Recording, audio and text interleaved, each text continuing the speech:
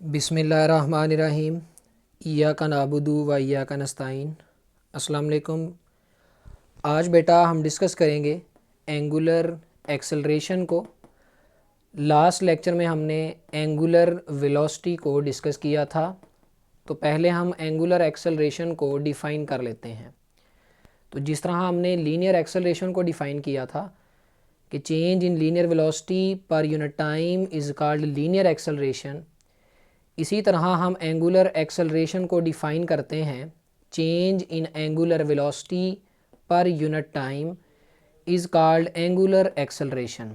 या हम इसे ये भी कह सकते हैं, यूनिट का मतलब होता है वन और टाइम का ऐसा यूनिट होता है सेकंड। तो हम इसी को डिफ़ाइन कर सकते हैं change in angular velocity in 1 second, कि किसी भी ऑब्जेक्ट की एंगुलर वेलोसिटी में 1 सेकंड में कितना चेंज आता है, वहाँ से हमें उसका एंगुलर एक्सेलरेशन पता लग जाएगा।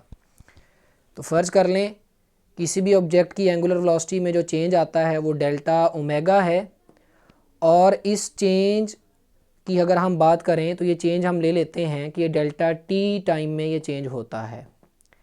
तो एंगुलर वेलोसिटी जो चेंज हो रही है डेल्टा टी टाइम में, अगर हम इस चेंज इन एंगुलर वेलोसिटी को इस टाइम के साथ डिवाइड कर दें, यानी change in angular velocity per unit time, तो हमारे पास उस पार्टिकल का एंगुलर एक्सेलरेशन आ जाएगा। एंगुलर एक्सेलरेशन को बेटा हम अल्फ़ा से रिप्रेजेंट करते हैं। यहाँ से अगर हम बात करें एवरेज एंगुलर एक्सेलरेशन की, तो उसे हम डिफ़ाइन करेंगे total change in angular velocity by total time is called average angular acceleration. अगर हम इंस्टेंटेनियस एंगुलर एक्सेलरेशन की बात करें तो इसे हम कहेंगे limiting value of delta omega over delta T when time interval delta T approaches to zero, यानी angular acceleration of particle at any instant of time is called angular instantaneous angular acceleration. अब हम बात करते हैं angular acceleration के units की। तो बेटा आपने एंगुलर वेलोसिटी के 3 यूनिट्स निकाले थे, उनमें एक था रेडियन पर सेकंड, एक था डिग्री पर सेकंड, और एक हमने रेवोल्यूशन पर मिनट डिस्कस किया था। तो अगर हम एंगुलर एक्सेलरेशन के एसआई यूनिट की बात करें तो इसमें एंगुलर वेलोसिटी का भी एसआई यूनिट लेंगे जो हमारे पास होता है रेडियन पर सेकंड, और डिवाइड में टाइम का एसआई यूनिट आ जाएगा ये सेकंड। ये सेकंड ऊपर चला जाएगा तो ये बन जाएगा रेडियन पर सेकंड स्क्वायर। तो ये बेटा हमारे पास एंगुलर एक्सेलरेशन का एसआई यूनिट है। इसके अलावा डिग्री पर सेकंड स्क्वायर भी इसका यूनिट हो सकता है, रेवोल्यूशन पर मिनट स्क्वायर भी इसका यूनिट हो सकता है, लेकिन एसआई यूनिट जो है वो रेडियन पर सेकंड स्क्वायर है। इसके बाद हम बात करते हैं डायमेंशंस ऑफ एंगुलर एक्सेलरेशन की। तो इसकी डायमेंशन हमें कैसे मिलेगी, हम एंगुलर वेलोसिटी की डायमेंशन को टाइम की डायमेंशन से डिवाइड कर दें तो एंगुलर एक्सेलरेशन की डायमेंशन आ जाएगी। तो एंगुलर वेलोसिटी की डायमेंशन हमने लास्ट लेक्चर में सीखा था t-1 होती है, डिवाइड में ये टाइम की डायमेंशन आ जाएगी कैपिटल T, ये T ऊपर चला जाएगा तो ये बन जाएगा t-2। तो एंगुलर एक्सेलरेशन की डायमेंशन हमारे पास आ जाएगी t-2। अब चूँकि एक्सेलरेशन एक वेक्टर क्वांटिटी है, लिहाजा इसकी डायरेक्शन भी होगी। तो मैंने आपको बताया था कि हमारे पास angular velocity, angular displacement, angular acceleration और एंगुलर मोमेंटम, इन चारों क्वांटिटीज़ की जो डायरेक्शन है वो हम राइट हैंड ग्रास्प रूल से फाइंड करते हैं। और इसमें हम क्या करते हैं, हम एक्सिस ऑफ रोटेशन को अपने राइट हैंड में इस तरह होल्ड करते हैं, ग्रास्प करते हैं, और जिधर पार्टिकल रोटेट कर रहा हो उधर को उंगलियां घुमा देते हैं। हमारा थंब जो है वो हमें एंगुलर वेलोसिटी या एंगुलर एक्सेलरेशन या एंगुलर डिस्प्लेसमेंट की डायरेक्शन बता देता है। तो यहाँ भी हम राइट हैंड ग्रास्प रूल को यूज़ करेंगे। अगर पार्टिकल ऐसे रोटेट कर रहा है तो थंब ऊपर को आएगा, यानी एंगुलर एक्सेलरेशन जो है वो होगा एक्सिस ऑफ रोटेशन के अलोंग ही। अगर पार्टिकल क्लॉकवाइज रोटेट कर रहा है तो थंब नीचे को जाएगा, लेकिन अभी भी एंगुलर एक्सेलरेशन की direction along axis of rotation ही होगी। अब इसमें हम जो है वो डायरेक्शन में 2 पॉइंट्स डिस्कस करते हैं जो कि बहुत इंपॉर्टेंट हैं। एक हमारे पास है पॉजिटिव एंगुलर एक्सेलरेशन, जैसे पॉजिटिव लीनियर एक्सेलरेशन था, और एक हमारे पास है नेगेटिव एंगुलर एक्सेलरेशन। तो ये बेटा मैंने एंगुलर एक्सेलरेशन का फार्मूला लिखा है दोनों साइड्स पे। हम बारी बारी पॉजिटिव और नेगेटिव एक्सेलरेशन को डिस्कस कर लेते हैं। तो पॉजिटिव एंगुलर एक्सेलरेशन का मतलब ये है कि हमारे पास इस पूरे फैक्टर का जो आंसर है वो पॉजिटिव आ रहा है, फिर ही हम बोलेंगे कि अल्फ़ा पॉजिटिव है। अब बेटा इस फैक्टर का आंसर पॉजिटिव कब आएगा? इस फैक्टर का आंसर पॉजिटिव तब आएगा जब ये वाली वैल्यू जो है इस वैल्यू से बड़ी हो। बड़ी में से छोटी वैल्यू को माइनस करें तो आंसर पॉजिटिव आता है। तो यहाँ मैं कह सकता हूँ कि जब हमारे पास ओमेगा एफ जो है वो ग्रेटर देन ओमेगा आई होगा, इस केस में अल्फ़ा हमारे पास पॉजिटिव आएगा। ओमेगा एफ क्या है? पार्टिकल की फाइनल एंगुलर वेलोसिटी। ओमेगा आई क्या है? पार्टिकल की इनिशियल एंगुलर वेलोसिटी। तो इसका मतलब ये है कि final angular velocity initial angular velocity से बड़ी है। तो हम कह सकते हैं कि पार्टिकल की एंगुलर वेलोसिटी में इंक्रीज आ रहा है, क्योंकि फाइनल वैल्यू बड़ी है और इनिशियल वैल्यू छोटी है। तो बेटा जब भी पार्टिकल की एंगुलर वेलोसिटी इंक्रीज करेगी तो उसकी फाइनल एंगुलर वेलोसिटी उसकी इनिशियल एंगुलर वेलोसिटी से ज़्यादा होगी। इसकी एग्जांपल में आपकी बुक में उसने डिस्कस किया होगा कि जब हम फ़ैन को ऑन करते हैं तो फ़ैन आहिस्ता आहिस्ता जो है उसकी एंगुलर वेलोसिटी इंक्रीज़ होती जाती है। तो फ़र्ज़ कर लें हमने फ़ैन को ऑन किया, उसकी इनिशियल एंगुलर वेलोसिटी हमारे पास थी 0 रेडियन पर सेकेंड स्क्वायर। अब चूंकि हमने फ़ैन को ऑन किया है तो उसकी एंगुलर वेलोसिटी बढ़ेगी। फ़र्ज़ कर लें फ़ैन की एंगुलर वेलोसिटी बढ़ के हो जाती है 3 रेडियन पर सेकेंड स्क्वायर। तो यहाँ से हम जो है वो चेंज इन एंगुलर वेलोसिटी निकाल सकते हैं ओमेगा एफ में से ओमेगा आई को माइनस करके। और अगर हमें यह पता लग जाए कि फ़ैन को ऑन करने के बाद वेलोसिटी को 0 से 3 होने में कितना टाइम लगा है, तो हम वहाँ से फ़ैन का एंगुलर एक्सेलरेशन भी निकाल सकते हैं।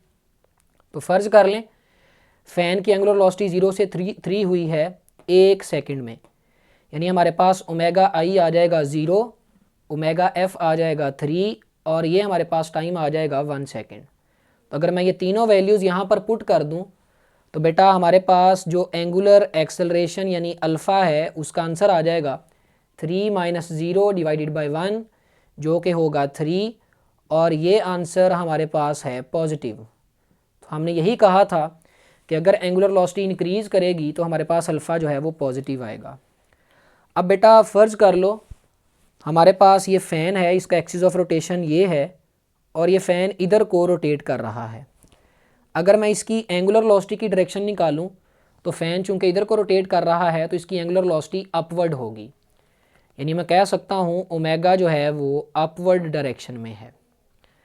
अगर मैं यहाँ से एंगुलर एक्सेलरेशन निकालूं तो फ़ैन चूंकि इधर को जा रहा है, इधर को रोटेट कर रहा है, तो उस एंगुलर एक्सेलरेशन भी ऊपर को आएगा। लेकिन यहाँ पर एक बात गौर से समझिएगा कि फ़ैन की एंगुलर वेलोसिटी जो है वो इंक्रीज़ हो रही है और अल्फ़ा पॉजिटिव आ रहा है, लिहाजा जिधर को एंगुलर वेलोसिटी होगी उधर को ही हमारे पास एंगुलर एक्सेलरेशन होगा। तो इस केस में जब पार्टिकल की एंगुलर वेलोसिटी इंक्रीज़ कर रही है, वो एंटी क्लॉकवाइज रोटेट कर रहा है, तो उसका अल्फ़ा जो है वो भी अपवर्ड होगा और उसका जो ओमेगा है वो भी अपवर्ड होगा, यानी अल्फ़ा और ओमेगा जो हैं वो एक दूसरे के पैरेलल हो जाएंगे। अब फ़र्ज़ करें एक पार्टिकल क्लॉकवाइज रोटेट कर रहा है, तो क्लॉकवाइज रोटेशन की वजह से उसकी एंगुलर वेलोसिटी नीचे को होगी एक्सिस ऑफ रोटेशन के अलोंग ही। अगर उसकी एंगुलर वेलोसिटी इंक्रीज़ कर रही है इसी डायरेक्शन में तो उसका एंगुलर एक्सेलरेशन भी नीचे को आ जाएगा। यानी जब भी पार्टिकल की एंगुलर वेलोसिटी इंक्रीज़ करती है तो हमने ये सीखा कि उसका एंगुलर एक्सेलरेशन और उसकी एंगुलर वेलोसिटी जो है वो दोनों एक दूसरे के पैरेलल होते हैं। तो यहाँ अगर ओमेगा अपवर्ड है तो हमारे पास जो एंगुलर एक्सेलरेशन यानी अल्फ़ा होगा वो भी अपवर्ड डायरेक्शन में होगा, और अल्फ़ा और ओमेगा पैरेलल तब होंगे जब एंगुलर वेलोसिटी इंक्रीज़ कर रही होगी। अब हम बात करते हैं नेगेटिव एक्सेलरेशन की। तो बेटे नेगेटिव एक्सेलरेशन का मतलब ये है कि पार्टिकल की एंगुलर वेलोसिटी डिक्रीज़ हो रही है, क्योंकि हमें ये अल्फ़ा नेगेटिव चाहिए। तो ये अल्फ़ा नेगेटिव तब आएगा जब ओमेगा एफ जो है उसकी वैल्यू ओमेगा आई से छोटी हो जाएगी। छोटी वैल्यू में से जब बड़ी वैल्यू माइनस होगी तो आंसर नेगेटिव आएगा।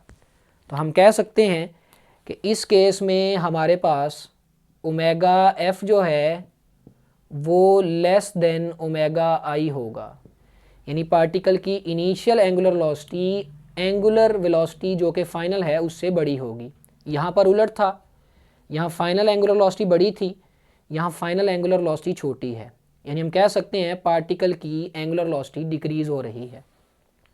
तो अगर बेटे ओमेगा एफ छोटा होगा, ओमेगा आई बड़ा होगा, तो हमारे पास अल्फ़ा जो है वो नेगेटिव आएगा और उसे हम नेगेटिव एंगुलर एक्सेलरेशन बोलेंगे। तो इसकी एग्जांपल में आपकी बुक में लिखा होगा when fan is switched off. तो फ़र्ज़ कर लें फ़ैन पहले चल रहा था तो उसकी एंगुलर वेलोसिटी हमारे पास 3 रेडियन पर सेकंड स्क्वायर थी। अब चूंकि फ़ैन को ऑफ़ कर दिया है तो उसकी एंगुलर वेलोसिटी 0 हो जाएगी। तो यहाँ हमारे पास ओमेगा एफ 0 आ जाएगा, ओमेगा आई 3 आ जाएगा। और फ़र्ज़ कर लें कि फ़ैन अपनी एंगुलर वेलोसिटी को 3 से 0 करता है 1 सेकंड में, तो ये डेल्टा टी हमारे पास 1 आ जाएगा। तो अगर ये तीनों वैल्यू जो हैं ओमेगा एफ और ओमेगा आई दोनों यहाँ अल्फ़ा में जाके पुट कर दूँ तो हमारे पास जो अल्फ़ा होगा बेटे वो आ जाएगा 0 - 3 डिवाइडेड बाई 1 और ये आ जाएगा -3, यानी अब हमारे पास जो एंगुलर एक्सेलरेशन है वो नेगेटिव आया है। तो यही हमने कहा था जब एंगुलर वेलोसिटी डिक्रीज़ होगी तो एंगुलर एक्सेलरेशन जो है वो नेगेटिव आएगा। अब हम यहाँ पे इस नेगेटिव एंगुलर एक्सेलरेशन की डायरेक्शन की बात करते हैं। तो बेटे फ़ैन जो था वो इस डायरेक्शन में रोटेट कर रहा था, तो अगर फ़ैन इस डायरेक्शन में रोटेट कर रहा था तो उसकी एंगुलर वेलोसिटी ऊपर को होगी, यानी एंगुलर वेलोसिटी आ गई अपवर्ड डायरेक्शन में। अब हमने कहा है हमने फ़ैन को ऑफ़ कर दिया है, यानी फ़ैन इधर को ही रोटेट कर रहा है लेकिन उसकी एंगुलर वेलोसिटी डिक्रीज़ हो रही होगी। तो अब जब डिक्रीज़ होगी ना तो एंगुलर वेलोसिटी के डिक्रीज़ होने से अल्फ़ा के साथ नेगेटिव साइन आ जाएगा। असल में क्या होना था, असल में चूंकि फ़ैन अभी भी इधर को रोटेट कर रहा है तो इसका एंगुलर एक्सेलरेशन ऊपर को ही होना था, लेकिन चूंकि ये नेगेटिव साइन आ गया है तो ये ऊपर वाली डायरेक्शन को रिवर्स कर देगा और एंगुलर एक्सेलरेशन जो है वो नीचे की डायरेक्शन में हो जाएगा। तो हम ये कह सकते हैं जब भी पार्टिकल की एंगुलर वेलोसिटी में डिक्रीज़ आ रहा हो तो अगर उसकी एंगुलर वेलोसिटी अपवर्ड है, ये देखें अपवर्ड है लेकिन डिक्रीज़ हो रहा है तो एंगुलर एक्सेलरेशन नीचे को हो जाएगा नेगेटिव साइन की वजह से। और अगर पार्टिकल जो है वो ऐसे रोटेट कर रहा है तो उसकी एंगुलर वेलोसिटी नीचे को होगी, लेकिन अगर एंगुलर वेलोसिटी डिक्रीज़ हो रही है तो एंगुलर एक्सेलरेशन अपवर्ड हो जाएगा नेगेटिव साइन की वजह से। तो हम ये कह सकते हैं कि जब भी एंगुलर वेलोसिटी पार्टिकल की डिक्रीज़ होगी अल्फ़ा नेगेटिव आएगा, उसे हम नेगेटिव एंगुलर एक्सेलरेशन बोलेंगे। और इस केस में पार्टिकल का एंगुलर एक्सेलरेशन और एंगुलर वेलोसिटी दोनों अपोजिट डायरेक्शन में होंगे। अगर अल्फ़ा डाउनवर्ड होगा तो ओमेगा अपवर्ड होगा, अगर ओमेगा डाउनवर्ड होगा तो अल्फ़ा हमारे पास पॉजिटिव आ जाएगा, और ये गड़बड़ है इस नेगेटिव साइन की वजह से। तो हम कह सकते हैं इस केस में अल्फ़ा और ओमेगा जो हैं वो एक दूसरे के एंटी पैरेलल होंगे। तो यहाँ से आपने 2 पॉइंट सीखे। याद रखिएगा जब भी पार्टिकल की एंगुलर वेलोसिटी इंक्रीज़ कर रही हो तो अल्फ़ा और ओमेगा दोनों सेम डायरेक्शन में होते हैं, होते एक्सिस ऑफ रोटेशन के अलॉन्ग ही हैं, यानी वो दोनों पैरेलल होते हैं। और अगर पार्टिकल की एंगुलर वेलोसिटी डिक्रीज़ कर रही हो तो फिर अल्फ़ा और ओमेगा दोनों अपोजिट डायरेक्शन में होते हैं। अगर अल्फ़ा अपवर्ड होगा तो ओमेगा डाउनवर्ड होगा, अगर ओमेगा अपवर्ड है तो अल्फ़ा डाउनवर्ड आ जाएगा। तो इस केस में अल्फ़ा और ओमेगा जो हैं वो एंटी पैरेलल होंगे।